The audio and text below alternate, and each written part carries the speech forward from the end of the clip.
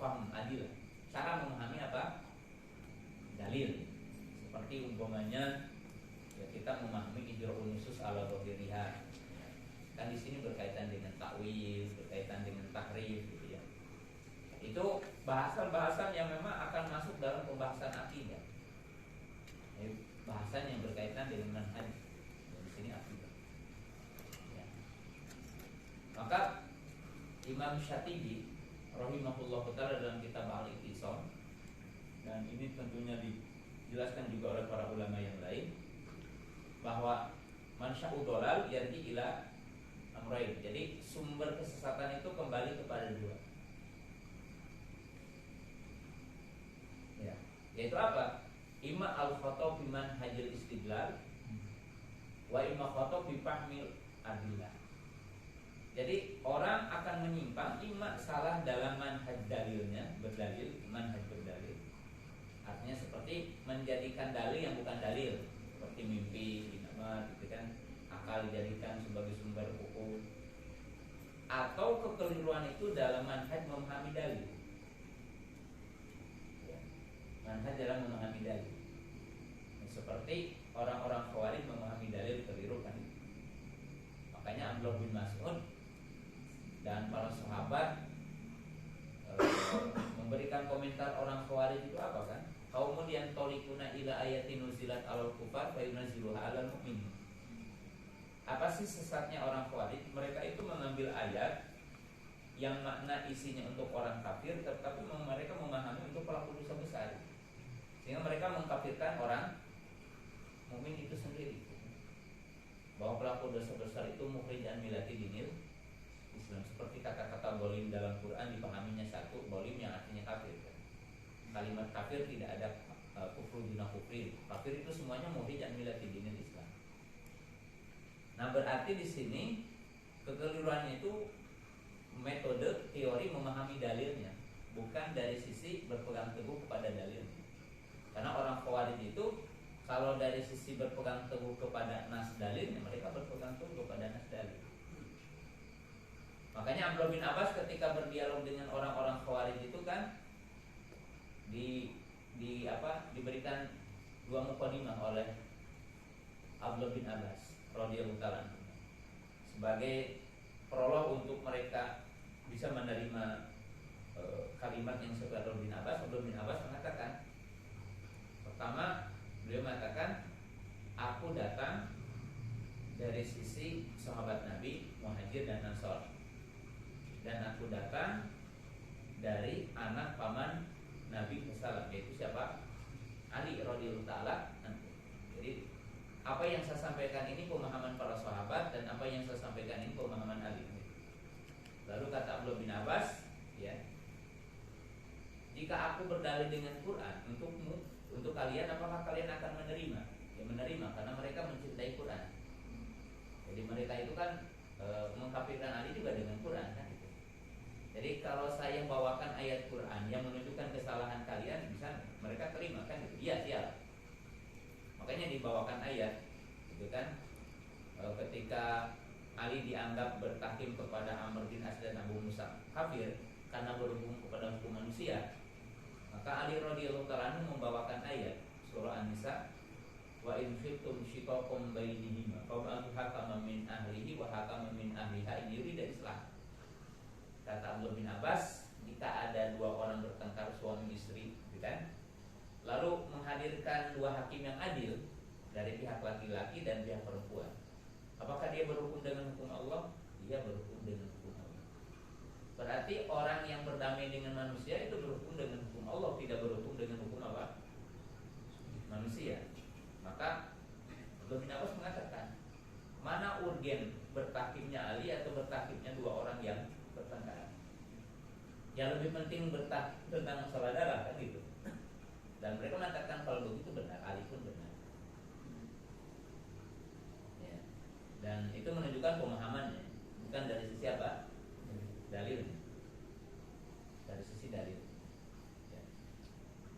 Dan kebanyakan orang keliru dari poin keduanya, bukan dari poin pertamanya. Karena jamaah-jamaah Islam yang ada di seluruh dunia, bahkan gitu ya, kalau berbicara tentang kembali kepada Quran dan Sunnah secara globalnya sama. Bahkan ya taifah-taifah di Indonesia yang klaim Sunnah itu kan banyak juga gitu kan, kembali kepada Quran dan Sunnah, kembali kepada Quran dan Sunnah. Tetapi banyak perbedaan dari sisi yang kedua. Nah, maka Syekhul Islam Ibnu Taimiyah rahimahullah taala itu menjabarkan poin ini. Jadi dalil-dalil yang dibawakan oleh Imam Ibnu Taimiyah itu menunjukkan bahwa ini asma wa sifat, dalilnya ini takdir, dalilnya ini. Nah, itu yang pertama. Yaitu poin pertama ini qawaid dalam berdalil. Sedangkan yang kedua, Imam Ibnu Taimiyah ini menunjukkan bahwa masalahnya itu apa? Mujmal akidah. Jadi mujmal akidah ahli sunnah. Jadi global akidah ahli sunnah. Yang tentunya di situ merupakan pembeda antara ahlul bid'ah dengan ahlul haq. Saya di pertama mungkin ingat bahwa Imam Sufyan Ibnu Uyainah kan menyebutkan 10 poin yang merupakan khosais ahli sunnah. Beliau mengatakan as-sunnatu asyaratun faman kunna fihi faqad istakmala sunnah wa man taraka syai'an minha faqad taraka sunnah. Kata beliau, sunnah itu ada 10. Ya, beliau menyebutkan itu khosoisnya gitu ya, yaitu perkara yang berkaitan dengan akidah yang pertama biha ahlu sunnah, yang ahlu sunnah itu berbeda dengan yang lainnya. Maka Imam itu mengatakan bahada i'tiqad, artinya inilah akidah ahlu sunnah yang dengan ini beda dengan yang lain. Jadi kalau meyakini seperti ini ahlu sunnah, kalau tidak bukan ahlu sunnah. Dan ini tentunya sebagai tamyiz untuk memisahkan di antara ini ahlu sunnah atau bukan. Dan Sufyan Ibnu Uyainah rahimahullah ta'ala itu menggambarkan dengan 10 poin tadi. Jadi Imam Ibnu Taimiyah menggambarkan dengan 10 poin tadi. Maaf, Sufyan Ibnu Uyainah. Apa kata beliau? Sudah ditulis ya sama antum. Apa? Isbatul qadari taqdim Abu Bakrin wa Umar. Gitu kan? Al-Qur'anu salamullah. Al-imanu qaulun wa amalun. Kan? Itu lihat dari 4 aja gitu kan. Jadi ada masail qadar yang di situ ada 2 sekte kan, qadariyah dengan jabariyah gitu kan. Qadariyah Mu'tazilah dan qadariyah jabariyah. Kemudian mendahulukan Abu Bakar dan Umar ini berkaitan dengan Syiah gitu kan. Syiah dan Nasibi gitu kan. Ada Nasibi, ada Khawarij juga, ada Nasibi Syiah qadariyah. Syiah bulatnya itu seperti apa? Rafidhah. Kemudian menyebutkan iman, ucapan dan perbuatan ditambah dengan taat berkurang dengan maksiat. Itu 2 sekte besar. Itu Khawarij dengan apa? Murji'ah kan. Khawarij dengan Murji'ah. Mengatakan Al-Qur'an kalam Allah. Quran adalah kalam Allah. Di situ menyimpang paling banyak. Ada 8 sekte yang menyimpang tentang Quran. Ya. Jadi ada 9 sekte hanya Ahlus Sunnah. Dan sekte yang ininya apa? Sekte yang mengatakan Quran makhluk siapa? Ya, Jahmiyah dengan Mu'tazilah. Tapi kalau Asy'ariyah ya ini ya, kalau dilihat ya, agak berat gitu. Mengatakan Quran ini adalah digambarkan ya sesuatu yang terpancar di dunia, diserap oleh Jibril, diserap oleh Rasul menjadi satu kalimat ya. Tidak mengatakan makhluk. Dan itu berat sekali sisi itunya, sisi itu. Nah, maka poin yang kedua gitu ya, bahwa yang berkaitan dengan ciri ahli sunnah itu Ya intinya berkaitan dengan masalah pokok-pokok yang berkaitan dengan akidah. Jadi pokok-pokok yang berkaitan dengan akidah. Nah, kemudian yang ketiga, yaitu tentang manhaj ta'ammul. Manhaj ta'ammul. Jadi manhaj ta'ammul. Nah, manhaj ta'ammul ini katorikatul amri bil ma'ruf wa nahyil munkar. Dan ini bahasannya seperti berkaitan dengan thariqah al-amru bil ma'ruf wa nahyil munkar. Kata Allah kudul jihad, berkaitan dengan jihad, ya. Masalah muamalatul hukam bil. Jadi bagaimana sikap yang benar bermuamalah dengan pemimpin yang zalim. Thariqah yang benar dalam amar ma'ruf nahi munkar. Dan dalam poin yang ketiga ini, kata para ulama, itu termasuk pembahasannya adalah yaitu tentang al-asma wal ahkam. Dan ini sangat penting, al-asma wal ahkam. Ini bagian penting. Al-asma wal ahkam itu yaitu nama seperti mukmin, kafir, musyrik, gitu ya. Nifaq, gitu kan. Ahkam adalah penghukuman, hukum di dunianya di kafir atau bukan, hukum di akhiratnya kekal atau tidak, kan ya. Dan ini berkaitan hukum bahwa ta'amul adalah berkaitan dengan asma wal ahkam, ya. Seperti kita atau antum mengklasifikasikan manusia, gitu kan? Mengklasifikasi manusia. Kalau antum mengatakan kafir berarti muamalahnya akan beda, gitu kan? Ya, kalau dikatakan fulan mubtadi, otomatis ta'amulnya akan apa? Berbeda, thariqah. Dan memahami tentang al-asma wal ahkam ini termasuk bagian sangat penting. Karena hukum takfir, tabdi, kan, mengkafirkan dan membid'ahkan itu adalah berkaitan dengan al-asma wal ahkam. Nah, kitab akidah Thahawiyah Wasithiyah ini itu secara global adalah membahas tiga sisi. Nah, oleh sebab itu kita lihat perkataan Sahal Ibnu Abdillah ketika beliau ditanya, qila lahu mata yu'lamur rajul annahu minal sunnah wal jamaah. Lihat di sini. Jadi di sini thariqah ta'ammul. Beliau pernah ditanya, beda dengan ucapan Sufyan Ibnu Uyainah. Beliau ditanya, kapan seseorang itu diketahui bahwa dia ahlu sunnah?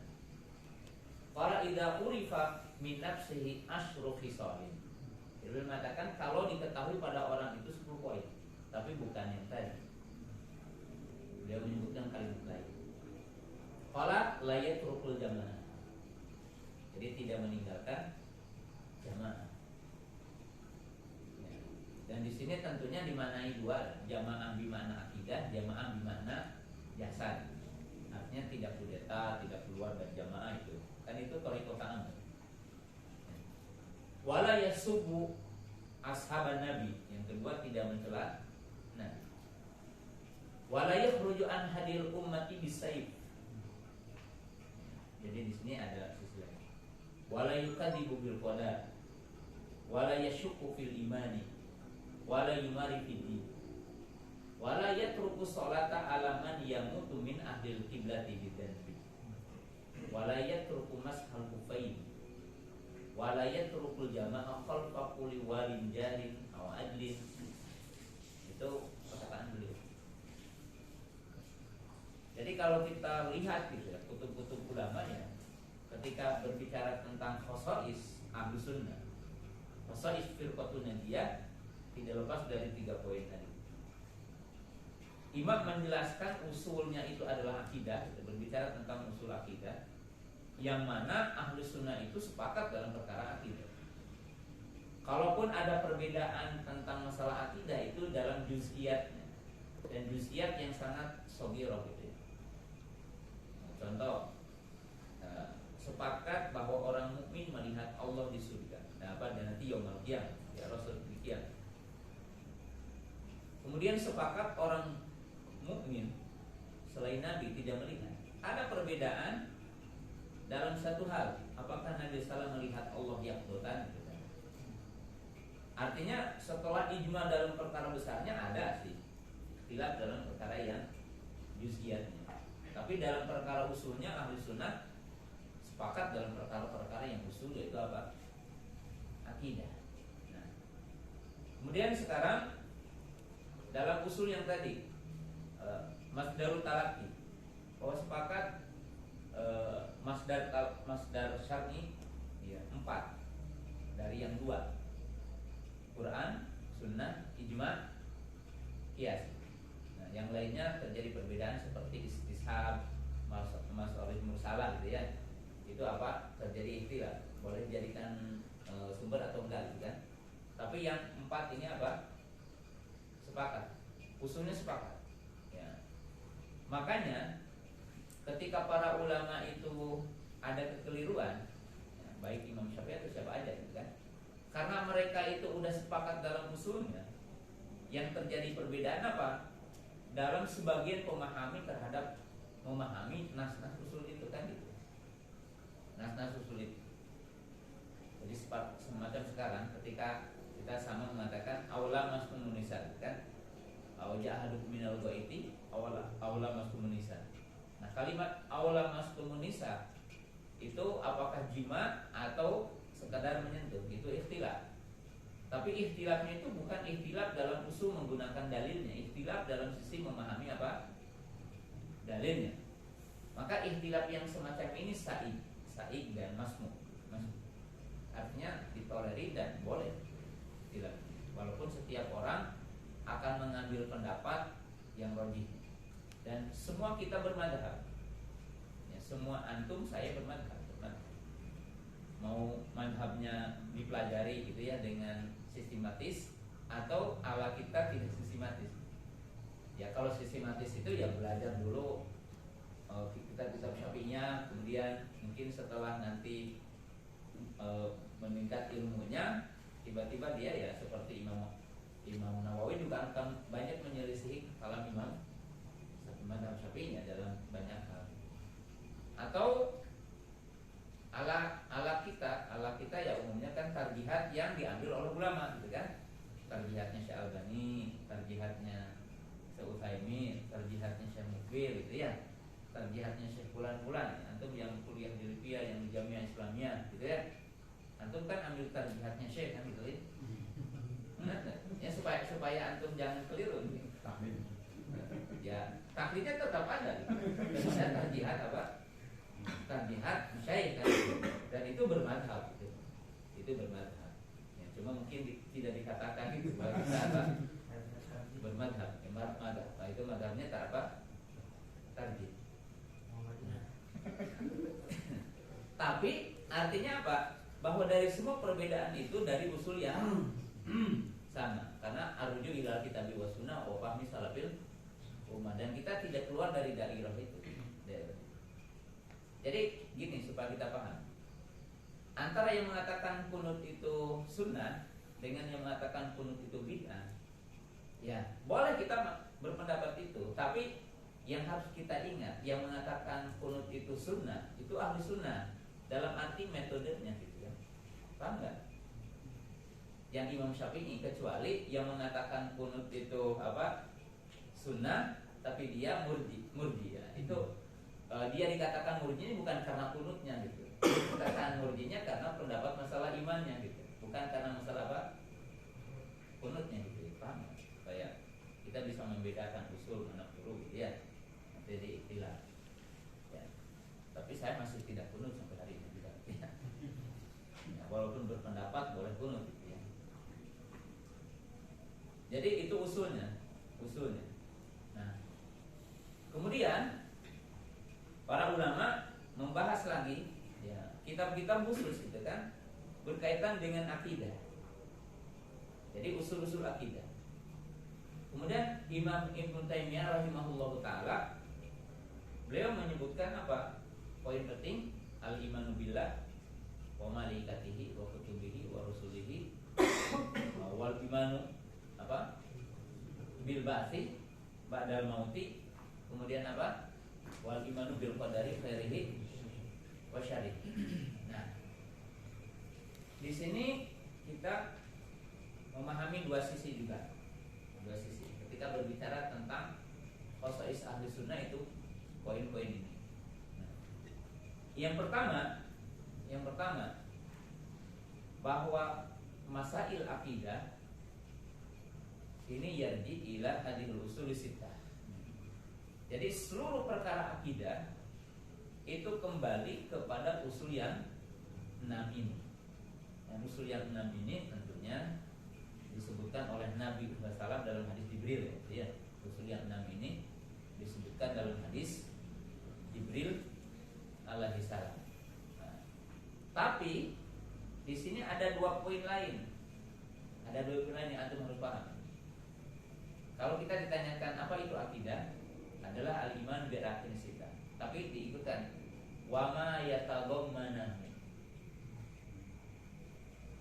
Dan apa yang dikandung oleh setiap poin itu gitu. Contohnya al-iman billah. yakni fatadamman arba'atu arkan. Jadi iman kepada Allah ada 4 rukun. Atau setidaknya disebutkan 3 rukun. Kalau tidak perlu disebutkan yang satunya karena udah tidak perlu disebutkan karena itu zahir. Yaitu al-imanu bi wujudihi, al-imanu bi rububiyatihi, al-imanu bi uluhiyatihi, al-imanu bi asma'ihi wa sifatihi. Jadi iman kepada Allah itu gimana sih iman kepada Allah? Ya kan? Iman kepada Allah itu mesti dengan 4 rukun tadi. Iman kepada adanya, iman kepada rububiyahnya, iman kepada uluhiyahnya, iman kepada nama dan sifatnya. Nah, ini usulnya dibahas oleh para ulama. Nah, tapi para ulama akidah gitu kan, ahli sunnah itu yang dibahas hanya 2. Karena berkaitan dengan wujud dan rububiyah itu fitri, sehingga tidak terlalu apa? Tidak ada kalam-kalam ulama yang terlalu apa yang spesifik gitu ya membahas itu. Karena hitopnya jarang untuk dialog dengan orang kafir gitu. Karena kalau dibahas poin pertama dengan poin kedua itu hitopnya untuk orang kafir kan, malayadinu bidinillah atau minimalnya kepada ateis gitu kan. Tapi yang dibahas oleh para ulama karena terjadi firqah gitu ya, ya karena bicara firqatun najiyah itu yang dibahas 2, yaitu tentang uluhiyah dan rububiyah. Maaf, tentang asma wa sifat dan uluhiyah. Ya, sehingga kalau kita baca kutub-kutub akidah ya jarang berkaitan dengan menghitung orang-orang beriman itu dengan adanya Allah ataupun dengan rububiyah Allah. Nah, udah ketik ya apa dan diajarkan sana menyebutkan bumi Allah kan gitu. Jadi tidak perlu dialog panjang gitu. Fitrahnya itu udah menerima. Maka adilah itu dalam Quran disebutkan oleh para ulama dalil rububiyah ya dalil untuk uluhiyah kan gitu. Yaitu dengan istilah isbatul rububiyah yastalzimu isbatul uluhiyah kan gitu. Jadi menetapkan rububiyah berkonsekuensi menetapkan uluhiyah. Ya. Kemudian karena terjadi penyimpangan besarnya adalah dalam asma wa sifat, maka sekian persen yang dibahas oleh para ulama asma wa sifat. Bahkan di periode pertama nggak ada juga bahas uluhiyah. Karena kesyirikan itu muncul setelah lama gitu ya. Kembali lagi banyak yang syirik. Di awal nggak ada orang syirik dalam uluhiyah. Sehingga di masa-masa ya setelah sahabat itu 300 sampai setelah itu dibahas tentang uluhiyah jarang. Setelah terjadinya sekte Sufiyah itu merebak gitu ya dengan istilah kuburiyah dan sebagainya, baru para ulama membahas lagi tentang tauhid uluhiyah. Itu yang pertama. Ya. Jadi artinya ketika kita mengatakan beriman kepada rukun iman yang 6, wa ma yatadammana. Dan khilaf sebenarnya wa ma yatadammanahunya itu bukan khilaf dari sisi usulnya. Nah, kita kan sudah semuanya ada kabeh jelema ge nya, kabeh ahlul qiblah. Lamun ditanyakan iman teh rukun iman nu genep iman gitu nya. Cuma terjadi ikhtilaf itu tafsir dari rukun itu. Seperti kalau ditanya iman gak kepada malaikat, tapi kan Kata di sekte-sekte di Indonesia, bukan sekte artinya organisasi, saya tidak perlu disebutkan kan itu namanya mah gitu. Itu ada yang mempercayai bahwa malaikat itu bukan makhluk gitu, tapi adalah firasat kebaikan saja. Itu kan alam Mu'tazilah. Itu ada, bahkan di beberapa tokoh organisasi terkenal di Indonesia yang dianggap juga dekat ke Ahlus Sunnah. Ya, kalau ditanya tentang malaikat, ada yang mengatakan malaikat itu firasat kebaikan, bukan makhluk yang berjasa. Nah, ini menyimpang kan jelas gitu kan. Karena Ahlus Sunnah meyakini bahwa malaikat itu diciptakan dari cahaya, ya disebutkan dalam Quran dua ajnihah gitu kan. Ya tamafal juga disebutkan qawi gitu kan. Turun ke bumi berjalan, ada malaikat siyahun, malaikat berkelana gitu kan. Malaikat yang bergantian siang dan malam gitu kan. Malaikat yang setiap hari Jumat ada di pintu masjid gitu, tiap turuna awal. Dan itu termasuk poin-poin penting. Artinya yang terkandungnya itu gitu. Kemudian iman kepada hari kiamat gitu kan. Seperti iman kepada cirinya, iman kepada Dajjal, iman kepada Mahdi, itu kan pokok-pokok. Ya. Bagian dari iman kepada hari apa? Kiamat. Iman kepada qada dan qadar mesti beriman kepada 4 rukun kan. Al-ilmu, al-kitabah, al-masyiah, al-khalqu. Tidak sah orang beriman kepada takdir kecuali beriman kepada 4 rukun. Nah, kemudian sisi yang kedua gitu kan, dari global itu apa? Wa ma ajma alaih ahli sunnah annahu min usuluddin. Jadi bahasan akidah ini termasuk di dalamnya apa? Apa-apa yang ahli sunnah sepakat bahwa itu usuluddin. Walaupun bukan kandungan rukun iman yang 6 secara letternya. Seperti apa? Seperti ya, kita mengatakan al-ijma bi uduli sahabat, ijma dengan adilnya sahabat, kan? Ijma dengan adilnya sahabat. Ini kan berarti usuluddin. Pokok apa? Pokok agama. Al-iman bi karomatil auliya, iman kepada karomat auliya, itu kan? Itu dibahas dan Imam Ibnu Taimiyah menjadikan al-iman bi karomatul auliya itu bagian akhir kan di dalam kitab ini, di ujung kitab ini. Jadi ada hal-hal tadi yang oleh para ulama, sampai sebagian para ulama itu memasukkan bagian berkaitan dengan fikih itu dijadikan usuluddin. Seperti al-mashu al-hufain. Jadi mengusapuk. Nah, kenapa mengusapuk dijadikan sebagai pokok usuluddin? Karena yang tidak ada yang mengingkarinya kecuali ahlu bidah kan itu. Ya, tidak ada yang mengingkari masuk hufain kecuali ahlu bidah. Jadi sepakat itu bahwa mengusapuk itu syariat. Makanya tidak heran kan dalam kitab Syarh Sunnah Al-Barbahari itu dimasukkan tentang masuk al-hufain, Nah, itu artinya berkaitan dengan akidah. Jadi ketika disebutkan bahwa al-imanu billah wa malaikatihi wa kutubihi wa rusulihi wal imanu bil ba'tsi ba'dal mauti wal iman bil qadari khairihi wa syarrihi.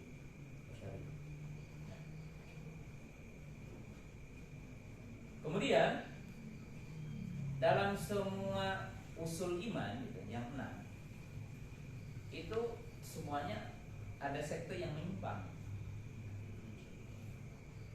Jadi semua usul yang 6 itu ada sekte yang menyimpang. Nah, cuma kalau kita telusuri gitu ya, ketika Imam Ibnu Taimiyah kan menyebutkan ini etika yang benar. Nah, kalau kita telusuri berdasarkan sejarah gitu kan, usul penyimpangan itu awalnya apa? Nah, maka para ulama yang pertama itu usul penyimpangan adalah apa? Dalam sejarah apa? Usul penyimpangan. Yang pertama itu at-ta'nu fir rasul. Jadi usul penyimpangan yang pertama adalah mencacati Rasul. Siapa? Dzul Khuwaisirah yang mengatakan idil ya Muhammad fa innaka Jadi adilah Muhammad, sungguh engkau tidak adil. Kemudian yang kedua yaitu at-ta'nu fi naqilis syariah. Yang kedua, penyimpangan itu berawal dari apa? Mencacati pembawa syariat. Artinya yang menjadi wasilah pembawa syariat apa? Atau mungkin sahabat, yaitu mencacati apa? Sahabat. Yaitu munculnya di sini kaum Rafidhah, orang-orang Rafidhah, orang-orang Syiah. Ya. Kemudian setelah itu baru ya atau nufillah, yaitu mencacati Allah, yaitu muncul ya di masa sahabat masih ada, Abdullah bin Umar masih ada, yaitu apa? Orang yang mencacati atau nufi ilmillah, yaitu mencacati tentang ilmu Allah, yaitu orang-orang Qadariyah bulat mengatakan al-amru unuf, bahwa Allah tidak tahu sesuatu sehingga terjadinya apa? Sesuatu, yaitu dikatakan oleh Ahlul Kufah yang pemimpinnya dikenal dengan Ma'bad al-Juhani. Ma'bad apa? Al-Juhani. Jadi kalau disebutkan tokohnya pertama Dzulkhuwaisirah, tokoh kedua adalah Abdullah bin Sabah laknatullah, dan tokoh yang ketiga adalah Ma'bad al-Juhani. Itu dalam berkaitan dengan penyimpangan. Kemudian setelah itu dikatakan oleh para ulama, Islam tersebar ke seluruh penjuru dunia, ya, sampai ke Rum dan Parsi, dan diterjemahkannya kitab-kitab Parsi, ya, kitab-kitab Romawi, yaitu Falsafah. Maka muncullah gerakan yang dinamakan yaitu at-ta'nu fillah berkembang, yaitu berkaitan dengan munculnya Jahmiyah setelah itu, yaitu ahlul falsafah, ahlul kalam. Jadi itu secara apa? Rentetan penyimpangan dalam Islam. Nah, kemudian terakhir untuk pelajaran ini, ya, kita lihat di sini apa yang dikatakan oleh Imam Ibnu Taimiyah kan, ahli sunnati wal jamaah, al firqati an-najiyah, al-qaibah ila al-mansur ila qiyami sa'ah, ila qiyami sa'ah. Nah, tentunya penamaan ini itu berdasarkan dalil, ya. Hanya istilah penamaan ahli sunnah atau ahli sunnah wal jamaah atau ahli jamaah, sehingga nama ini bisa jadi 5 nama gitu. Jadi bisa dinamakan ahli sunnah saja, bisa dinamakan ahli jamaah, bisa dinamakan ahli sunnah wal jamaah, dan penamaan ini warid, artinya dipakai oleh ulama semuanya, sehingga kalau dikumpulkan menjadi 5 nama, yaitu apa? Firqatun Najiyah, Taifah al-Mansurah. Nah, adapun penamaan-penamaan ini dengan ahli sunnah wal jamaah, kemudian ahli sunnah wal jamaah atau ahli jamaah, tentunya dengan hadis-hadis itu. Seperti ahli sunnah diambil dari hadis apa? Hadis Ibnu Sariyah, ya, yaitu alaikum bisunnati wa sunnatil khulafai ar-rasyidin al-mahdiyyin. Kalau firqatun najiyah tentunya dari hadis Iftiraqul Ummah, ya, hadis Abu Hurairah, hadis yang lainnya. Serta tariqu ummati ila salasin sabina firqatan ula binari ila wahidah, dan tentunya itu dari hadis itu. Adapun penamaan yang paling sahih, ya, dari nomor 3, yaitu apa? Taifah al-Mansurah, dan hadisnya paling ngetrend itu. Kalau hadis firqatun najiyah, kalau dihitung satuannya menurut para ulama ada mutakallim kan itu hadis-hadis. Walaupun sepakat para ulama tentang sahihnya hadis firqatun najiyah. Tapi kalau Taifah al-Mansurah itu apa? Itu hadisnya ngetrend kalau kata bahasa kita. Karena hadisnya mutawatir. Jadi istilahnya itu kalau kata para ulama itu hadis firqatun najiyah itu hadis yang dinamakan silsilah dahabiyah. Ya, artinya sanad-sanad itu mutiara emas gitu ya, rantaian mutiara. Gitu. Kenapa? Karena diriwayatkan oleh kedua imam Bukhari dan Muslim. Kemudian sahabatnya lebih dari 20 sahabat. Bahkan dikatakan ada yang mengatakan 40 sahabat yang meriwayatkan hadis tentang Thaifah Al-Mansurah. Jadi yang jelas bahwa penamaan ini berdasarkan nas gitu. Nas gitu. Ya, istibat dari nas oleh para ulama penamaan itu. Nah.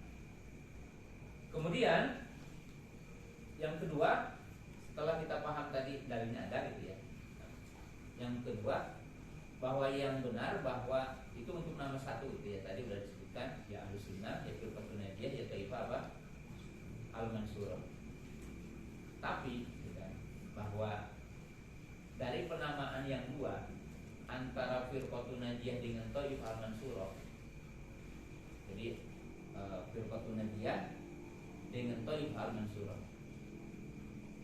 dalam sisi penggunaan para ulama kadang didapatkan gitu ya, bahwa Firqatun Najiyah itu lebih umum, seolah-olah ulama umum awamuhum. Jadi kalau penamaan Firqatun Najiyah umumnya digunakan untuk semua gitu ya, dari asnaf ahlu sunnah. Jadi dari asnaf ahlu sunnah. Jadi termasuk awamnya ulamanya gitu ya, kalau untuk Firqatun Najiyah. Tapi kalau Thaifah Mansurah terkadang nampak dalam sebagian ucapan para ulama, yaitu untuk khawasul nas, khawasul ahlu sunnah. Jadi terkadang kalimat Thaifah Mansurah itu digunakan oleh para ulama untuk orang-orang khusus dari ahlu sunnah. Yang salah satunya ungkapan Imam Ahmad rahimahullahu ta'ala ketika beliau ditanya manhum Thaifah Mansurah, beliau mengatakan jika bukan ahlul hadis saya tidak tahu. Jadi kata Imam Ahmad rahimahullahu ta'ala, kalau bukan ahlul hadis saya tidak tahu. Itu ungkapan siapa? Imam Ahmad rahimahullahu ta'ala. Nah, tetapi sebagian para ulama mentakwil perkataan Imam Ahmad rahimahullahu ta'ala. Jadi kata sebagian para ulama enggak. Jadi ketika Imam Ahmad dinukil oleh Imam Bukhari kan, Imam Bukhari berkata manhum, ya, maka dikatakan hum ahlul ilmi. Kata Imam Ahmad, in lam yakunu ahlul hadis fala adri manhum. Jadi kalau bukan ahlul hadis saya tidak tahu. Nah, maka sebagian para ulama mengatakan kata-kata Imam Ahmad mengatakan in lam yakunu ahlul hadis fala adri, maka ditakwil, katakan apa? Man ya'taqidu aqidat ahli. Jadi bukan mengatakan hanya ahlul hadis. Dan takwil ini bukan takwil dari saya, takwilnya Imam Qadiyah. Jadi ketika Imam Qadiyah ditanya tentang ucapan Imam Ahmad rahimahullahu ta'ala, maka dikatakan ya, innama aroda Ahmad ahlu sunnah wal jamaah wa man ya'taqidu madhhab ahli hadis. Jadi tidak harus ulama misalnya ahlul hadis gitu ya, tapi termasuk Thaifah Mansurah itu adalah ahlul hadis, semuanya awam, dan hanya saja tentunya ahlul hadis adalah aula, bahwa ahlul hadis itu adalah lebih utama untuk mendapatkan predikat dikatakan apa? Al-Firqah atau Thaifah Al-Mansurah. Nah, kenapa? Karena disebutkan di dalam hadis sifat-sifatnya. Jadi disebutkan di dalam hadis sifat-sifatnya. Jadi disebutkan dalam hadis sifat-sifatnya. Nah, para ulama beristimbat apa sih sifat-sifatnya kan? Yang pertama, Thaifah Mansurah laisa Thaifah muayyanah bi zamani muayyanin. Pertama, sifat Thaifah Mansurah itu tidak menunjukkan kepada kelompok tertentu saja, kemudian setelah itu tidak ada, atau kelompok pada satu masa, enggak. Karena Nabi SAW mengatakan ila qiyamih sa. Jadi la tazalu tha'ifatun min ummati zahirin sampai hari kiamat, sampai hari kiamat. Kemudian yang kedua apa? Sobirun. Jadi mereka itu orang yang sobat. Karena dikatakan apa? La yaduruhum man khalaqahum wala man qadala mereka menunjukkan mereka adalah orang yang memiliki tingkat kesabaran. Ya, dalam semua celaan, semua orang yang menyembah. Ya. Itu tentunya kalau disebutkan itu memang taifah khusus ya, orang-orang yang hebat. Kemudian yang ketiganya adalah dawil hujjah. Jadi dawil hujjah adalah orang-orang yang memiliki hujjah. Artinya orang-orang yang memang memiliki argumentasi. Kenapa? Karena dikatakan dohirin, berarti menang. Dan menangnya bisa wasina mobil hujati wal baroki. Karena mereka itu menang dengan argumen, menang juga dengan pedang dan tombak. Jadi selamanya mereka apa? Akan menang. Jadi kalau dikatakan ahlul ilmi atau hadis, ya karena memang mereka. Karena ini dari sisi apa? Sifat yang disebutkan oleh Nabi Shallallahu Alaihi Wasallam. Jadi sifat yang ada di dalam hadis itu contoh aja sifatnya, dan tidak kita bahas secara sempurna dari semua sisi. Jadi itu berkaitan dengan 3 penamaan tadi di Ahlus Sunnah wal Jamaah. Kemudian yang terakhir, ya, yaitu tentang kalimat jamaah. Ini sangat urgen untuk kita bahas. Kalimat jamaah. Jadi Ahlus Sunnati wal Jamaah. Ya. Kalimat jamaah, kalau kita lihat dalam ungkapan para ulama terdahulu, kalimat jamaah itu diterjemahkan, diartikan dengan minimalnya 5 arti jamaah. Jadi setiap nas yang kita diperintahkan berjamaah, maka kata-kata jamaah itu mengandung 5 hal. Ini disebutkan oleh Imam Qurtubi, oleh Imam Syatibi dan para ulama yang lainnya dengan terpisah-pisah ya dalam kitab-kitab. Pertama yang dimaksud dengan jamaah itu adalah sahabat. Jadi yang dinamakan dengan jamaah itu adalah sahabat. Ya, artinya kalau kita dihitab diperintahkan untuk komitmen kepada jamaah, artinya adalah komitmen kepada manhaj sahabat, mengikuti sahabat. Ya, karena para ulama mengatakan alaikum bil jamaah, itu maksudnya adalah sahabat. Itu yang pertama. Yang kedua, yang dimaksud dengan jamaah adalah al-mustahidun, al-ulama al-mustahidun, yaitu ulama mustahid. Maka para ulama pernah ditanya di zaman Imam Abu Hamzah As-Sukari. Ada orang ditanya ulama, man hum jamaah? Abu Hamzah As-Sukari. Jadi menunjuk orang. Nah, kenapa? Karena di saat terjadinya fitnah di zaman beliau, yang beliau berpegang teguh kepada kebenaran beliau, sehingga digambarkan ya itu jamaah. Jadi jamaah itu adalah ulama mustahid yang berjalan di atas manhaj sahabat. Itu yang kedua. Yang ketiga, jamaah itu idza istama'al muslimuna ala amrin. Maka jamaah itu adalah ijma, yaitu apabila kaum muslimin sepakat kepada satu urusan. Seperti umpamanya digambarkan oleh para ulama wajibnya sholat ijma, kan? Maka orang tidak boleh menyelisih jamaah, seolah-olah tidak boleh berbeda. Mengatakan Quran itu sempurna, mengatakan Quran ini otentik gitu. Kalau ada orang menyelisih ini, ya berarti menyelisih jamaah. Nah. Kemudian setelahnya yang dimaksud dengan jamaah wal haq. Jamaah itu kebenaran. Jadi jamaah itu kebenaran. Dalam arti kalau kita komitmen pada hak, walaupun sendiri dinamakan apa? Jamaah. Jadi walaupun sendiri dinamakan jamaah. Kemudian yang setelahnya yang dimaksud dengan jamaah itu idza tama'al muslimuna ala imamin. Ya. Jamaah itu apabila kaum muslimin sepakat kepada imam yang mereka bai'ah, itu namanya jamaah. Jadi jamaah itu amirul mukminin, jamaah itu khalifah. Jadi artinya kalau kita dikatakan komitmen kepada jamaah itu identik dengan kewajiban kita mentaati pemimpin. Karena pemimpin itu jamaah. Pemimpin itu jamaah. Amirul Mukminin itu jamaah. Khalifah itu jamaah. Nah, berapa itu? 5. Nah, para ulama menyebutkan poin yang ke-6 walaupun iskal. Yang dimaksud dengan jamaah adalah sawadul a'dham. Jadi yang dimaksud jamaah itu adalah kelompok yang banyak gitu. Sawadul a'dham. Sawadul a'dham.